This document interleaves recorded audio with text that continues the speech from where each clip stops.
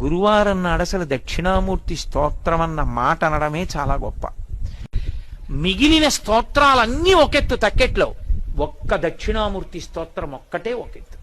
ఈ శ్లోకాల్ని, ఈ స్తోత్రాన్ని, దక్షిణామూర్తి స్తోత్రాన్ని ప్రతిరోజు ఎవరైతే ఈ స్తోత్రాన్ని చదువుకుంటున్నారో, చదవడం చేత కాని వాళ్ళు, చదువుకోవడం వచ్చిన వాళ్ళు చదివితే వింటున్నారో, విని ధ్యానం చేయగలుగుతున్నారో, ధ్యానం చెయ్యలేకపోతే కనీసం పఠిస్తున్నారో, వింటున్నారో, ఇలాంటి వాళ్ళందరికీ కూడా సర్వాత్మత్వమితి స్ఫుటీకృతమిదం, ఆత్మ అనుభవంలోకి రావడమే కాదు, దానితో పాటుగా సమస్త సిద్ధులు కూడా కలుగుతాయి. అందుకే అవి ధ్యాన మంటపంలో కూర్చుని ఒక్కసారి ఆ స్తోత్రం చదివి వెళ్ళిపోతే చాలు.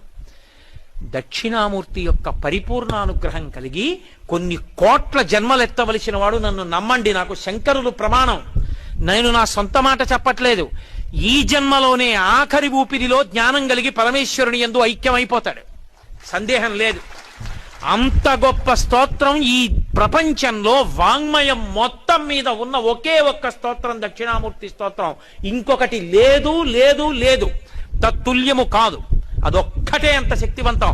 అందుకే శంకరాచార్యుల వారి వాంగ్మయం అంతా ఒకెత్తు, సామాన్యుల కోసం ఇచ్చిన దక్షిణామూర్తి స్తోత్రం